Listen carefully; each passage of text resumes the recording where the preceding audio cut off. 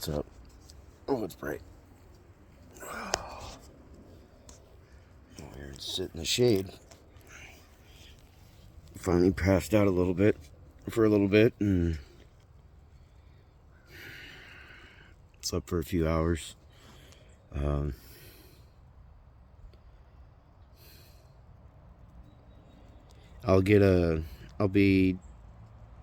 The realtor's gonna be sending me videos and stuff of the new home. Well, the home I'm looking at, which I'll definitely share. If I could afford to just hop on a plane or a train and just go out there just to go look at it and come back, I would. But that part I really cannot afford right now. I'm basically having to wait till things are done, signed, sold, whatever. I'll also be finding out, excuse me, from a friend of mine. I gave them the key to my place so they can go down and check the place out, because their family, it looks like their family may be interested to go and buy it, and they're wanting to offer more than what I've already been offered. I told them they told them to go down, they look. Of course, prepare them that the house right now is in mid-move. I mean, I've got a bunch of boxes in the living room right now being ready to use for packing up movies and stuff. I was like, I'll be out of there by the beginning of the month or so. Well, I'll have everything out of there and in the storage thing. But if they want to close it, they want to purchase and make it higher offer, I'll have no problems calling the other place being like, sorry, I'm going to back out. I'm not going to sell. They've gotten a bigger offer somewhere else. And there hasn't been a cash exchange of any kind yet, so I don't see why that'll be a problem. At least not yet, because, yeah.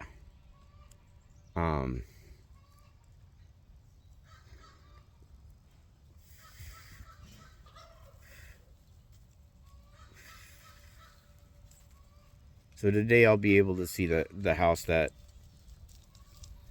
I've been wanting to look at pretty bad. Like, actually be able to view it in some form. Other ones, well, there's another one that I wanted to do that with, and then I found out that the place had a bad roof. It was a church, actually, because I looked at a couple churches, and the one was, at face value, it looked all right, but then I made sure to get the home's history or whatever. It's weird, because I guess there you can find out what all's wrong with the place before you even buy it. Well, obviously you can when you get the inspectors and all that stuff, but what I mean is when they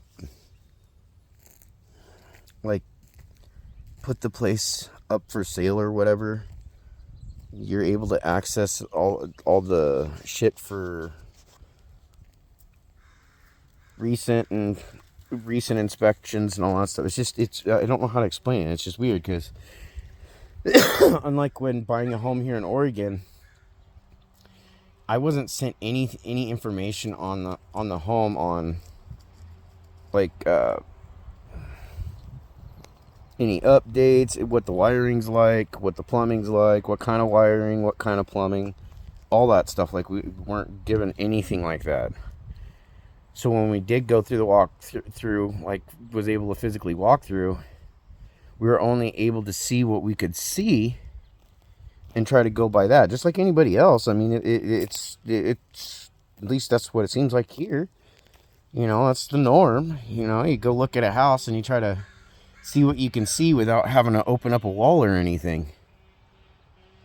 But to be given the information on the updates, the new electrical, the new plumbing, all that shit, it's like, okay, that's a totally new thing to me. So that's why I'm also having her do the walkthrough for me, so that way I just want to know that what's being advertised and what I see that's posted in the realty ad for it matches up. visually matches up, because I don't know if those pictures were taken before whoever has it now or whatever. So I guess the home's empty right now, but don't know if anybody lived in it between those pictures and now. And so the realtor's just going to verify that basically it's what we see posted is going to match, and then I'll be able to get a closer view of foundation, the siding. I'll be able to see the property a little bit better, because I just need to make sure that I know pretty much how much fencing I need, if I need to fence the whole thing or if it only needs like half fenced. Because if it all works out, I'm gonna make sure that my offer gets put in today, because they were getting it ready for the weekend, through the weekend. So, I mean, yeah. And then basically, with getting offered, possibly being offered more money, which I yeah. If I get offered more today too, that's just going to make it easier in the aspect of I'll be able to make a little bit bigger down payment. So my goal is to make my monthly payments as minimal as possible, and if anything, as short as possible. So if I end up with a 30-year going, here, there's 30-year, contract for $400 a month, and I'd be like, okay, well, I'm not going to complain about that. That's almost $300 cheaper than what I'm spending now.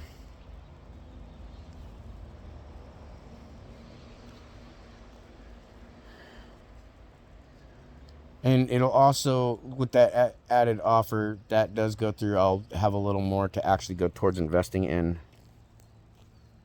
a business, getting a business started. I know one of my friends, he's getting kind of excited and not knowing that I'm going to be out closer that way. Because I've got a few friends that I still converse with and all that here and there, thankfully. But that person doesn't converse with in a few different states. So, and the one friend's getting excited because I've been pretty much looking at, in the states that I've been looking at, I know at least one or two people in each of those states. And there's about 5 or 6 different states I've been looking in.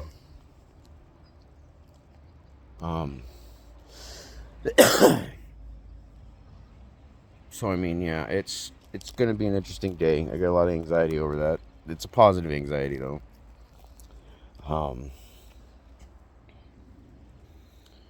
Other than that, I sat up last night and I went ahead and reactivated and went through my old Facebook accounts, because I don't delete anything.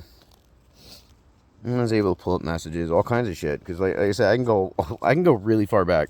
The only account that I'm not able to access because it's been deactivated for so long is my very first original Facebook account. That was when basically MySpace was still its own thing and Tom was still the owner. But I'm able to go all the way back to 2010, 2011, right in there. And I decided to go ahead and start pulling stuff together, because I was like, you know what? I can show exactly when things started going bad. I mean, yeah, we had our moment where Tia was concerned. That wasn't good. That was a bad spot. We got through that, but the moment I went disabled is the moment everything went to shit. And I show it in that video. It's proving one fuck of a point, because it's a fact. The only reason why I've been getting demonized by this person to everybody else and so much shit is being talked is because it's the only way that they cannot feel guilty about how I've been treated, and the fact that they've been trying to basically erase me as a person and demonize the piss out of me to others, so that they're not having to feel guilty about how they treated me and kicked me to the curb. The moment I went disabled, her mother and them started treating me like shit, and then she had to deal, she talked plenty of shit too. The moment I went disabled was the moment that basically everything was falling apart, and they thought that if you treat someone like shit and you do it nonstop and you get worse and worse about it, that it's somehow going to make them want to do more for them. All they needed was a whip and a great big straw hat, is what it was turning into. And so, like I said in that video, I prove the point, and it doesn't take me talking at all, nothing. You get to see how great things were going up until that point. Yeah, we had the issue with the Tia situation, and then things went a couple years, and then I ended up disabled. I was constantly being treated like shit, and it was within 6-7 months of that, we ended up getting the house. We got help to get the house because my family saw how much I was being abused by her, all the shit talking that was going on, and they were trying to help her and I out to better our relationship. Instead, it made things worse. It destroyed my relationship with her. She went around, talked shit to my kids and everybody else, and it destroyed my relationship with most of my family, my kids, and almost all my friendships. Like I said, the moment I went disabled is the moment everything fell apart. If a woman promises that if something happens to you, even when they know you're disabled, if they promise that they're never going to leave you based on your health, don't believe them. They're lying.